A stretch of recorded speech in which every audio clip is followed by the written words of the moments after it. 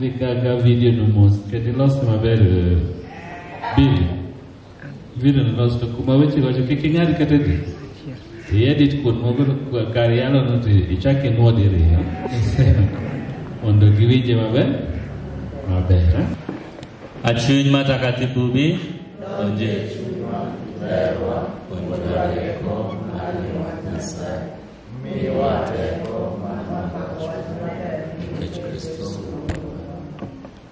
Nyasai ber Sechete. God is good all the time, and all the time. God is good and that is the nature. Wow. Marriage is a sacrament instituted by God Himself, and therefore it is holy. It is sacred, and it needs to be honored always. Kend and sakramit maler, Manyasai wuone mochako. Kanochio dhako gi dichuo, to wacho ni koro gibi kendo gidak kanyakla achiel kuom hera. Marriage come to exist because of love. When a man has loved a woman has loved a man, they come to stay together, and those two hearts continue to love one another. Gima kelo nyako gi wuoyi kanyakla en hera. Dichuo biro neno nyako, to chunye biro hero chunye nyako no. Emomiyo kawuono keny mang'eny kethre nikech gino mwang'iyo kuom jowetewa opogore gi chuny. Dichuo neno sura mar dhako majaber, malando, machwe, mopugno maber. Bas wacho ni bas, mae taste na. Mae ka jakora. Then bang'e gichako dak. Then along the way, gimomiyo ne gibiro kanyakla cha, chako law. Dhako suche mane ber chakoro, ndalo medre, nochako ka en slim maber. To kako medo chiemo, dende medre, opugno makoro kal, makoro slim chode mawa, orumo kendo law. Ka in mane gima nokeli, tibro chako wuotho oko. Nikech in ihero del ma slim, to koro slim chakoro timang'o oseonge. A woman can also see a man who is rich, who is driving, and she claims that she's now in love with this man. And along the way, the man is sacked, the job ends, and now the money goes down, and the man becomes a beggar. When it now reaches a point that a man now relies on his wife, then the woman will say, whatever brought me here is now done. And yet, outside there are still men with big cars. Why should I keep suffering with this poor one? Now, marriage collapses. We must know what brings us together. As a man and as a woman, always remember what brought you together, so that you may continue sticking to that. It was the love. It was your heart that loved his heart. It was your heart that loved her heart. And the heart does not change. The body will change. Material things will change, will end. But the hearts will remain the same. Kikungigik mamoko. Kechik mamoko ko lokore. Pesa rumo, mwandu rumo. Sura lokore. A moment can come when this man or this woman is involved in an accident. This man or this woman can be deformed. And if what attracted you to this person was the beauty, When the beauty is normal, then marriage may also collapse. God instituted marriage to last forever. Kowachoni, angane, akawingane mundibe chiega chakre kawuono nyaka giko. Kate mor, kate chando. Kate dhier, kate ngwano. Kate tuo, kate ngima. Abiro heri, kendo mi luor, nyaka chop popogwa. Along the way, awayo nyalo jogore gi lak. To nusetimo ang'o? Nusesingo ru embele oganda maduong' kama kendo embele Nyasaye. Koro kata tek manade, in ema nyaka imanyo yo mimiyo godo keny maru siko. To kik iwach ni nikech nyaka chop tho pogwa, koro imanyo yo minyalo kelo godo thono. Nyasaye ber.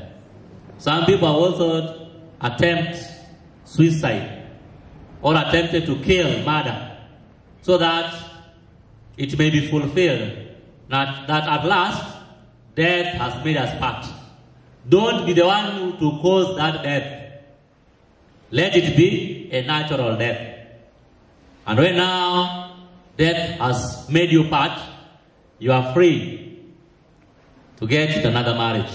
But as long as your wife still lives, as long as your husband still lives, the bond stays. So you must know how to maintain the bond.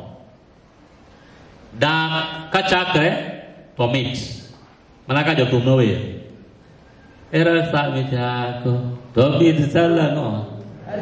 To samakuro era rumo. To jibaya ye jidonge. Chako hera mit nikech sama joji chako hera.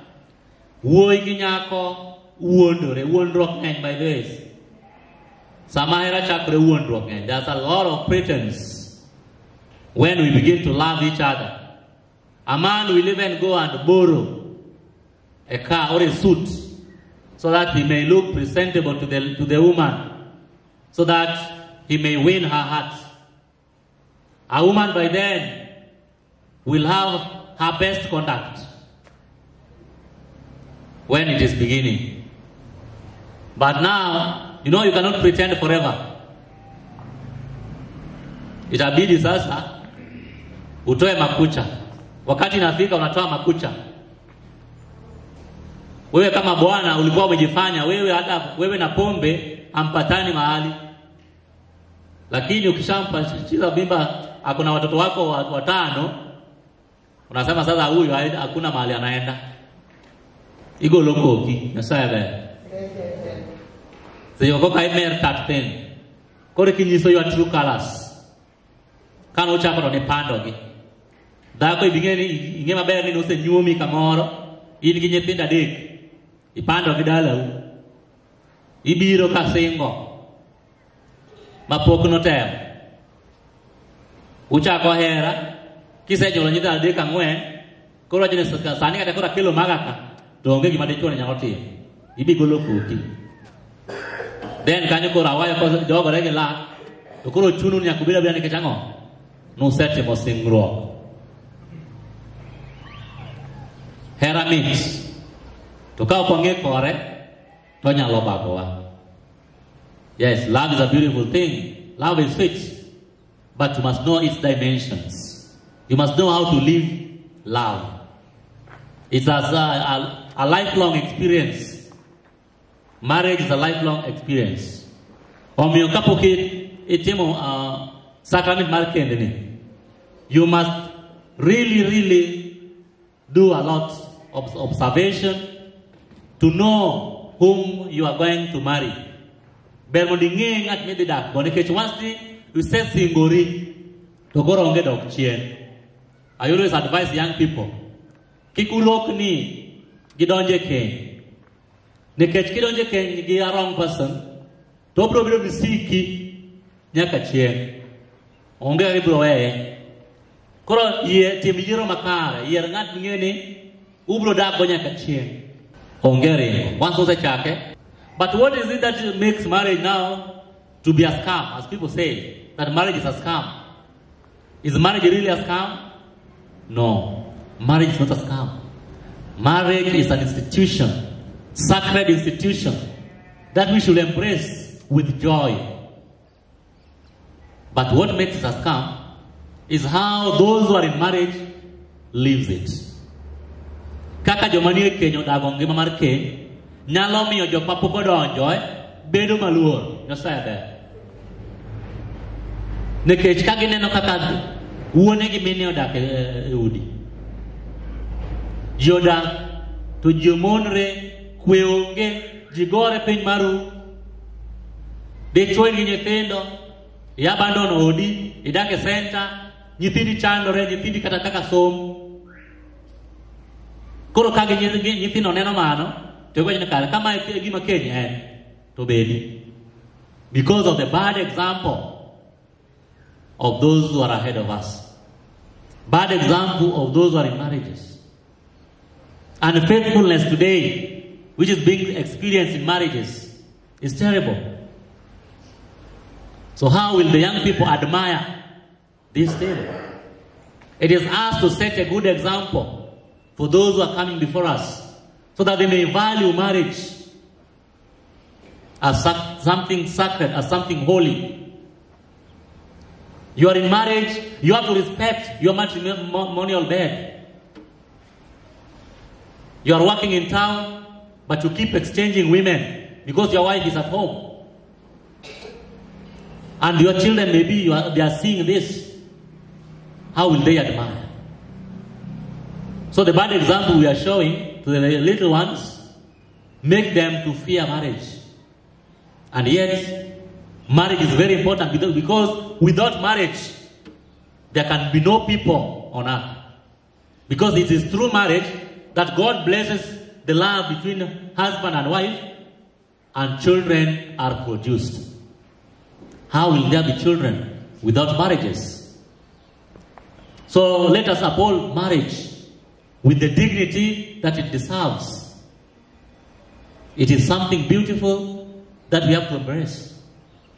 Those who are in marriage, set a good example for the young ones so that they can follow. Make your family a beautiful place. Ket mane kindi gi jaodi. Ket familia mari obed kama nyathi nyalo pata gombo. Ket odi obed kama ber. Maka ng'ato wuok okinyi to gombo dokie. Nitie familia moko maka ng'ato wuok okinyi to goni po. Kowuok ka dot ni kowuok gate ni to ti po awuok e jela. And you will find a man, he prefers to drink with his colleagues until late in the night, so that he comes back when everybody else is asleep. He sleeps and wakes up very early to leave. Is that how marriage should be? Nekechango odagi sibuor. Mako donyo ni to ya radio. En radio mada woya mapinyuru. Iwacho ni ng'amo kendo dhako maber bedo mamor. Omiyo beduru dhako mon man ka, beduru mon maber. Mong'eyo rito chuo. Bed dhako maler, mong'eyo rito ot. Bed dhako man gi hera, mong'eyo hero nyithinde gi chuore. Wek bedo dhako monywandore. Mon moko nywandore mer. Wan magudhudi wan mwane. Nywandre idonje ot aruf kende magoi to dhako ni ot.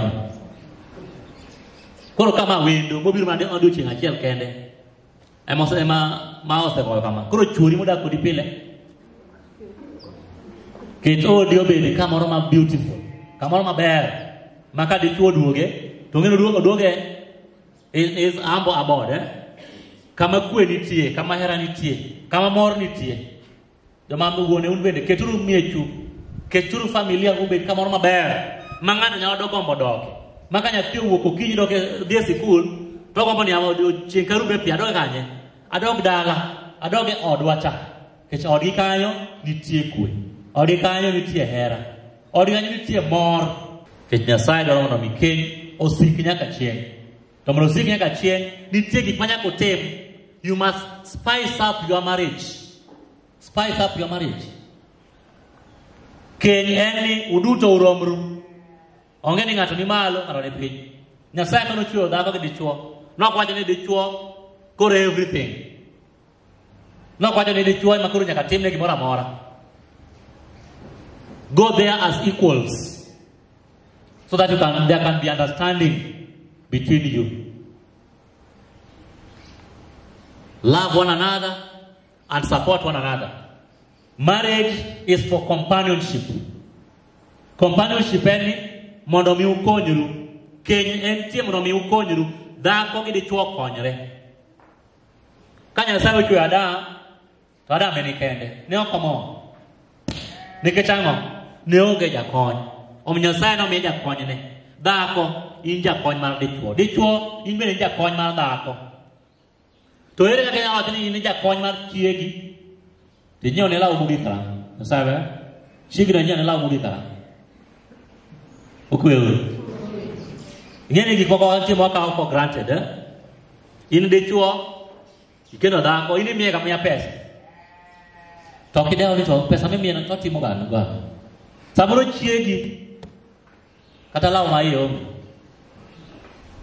Dalo moro adhi gwedho ot. Anwang' kod ong'aw kama.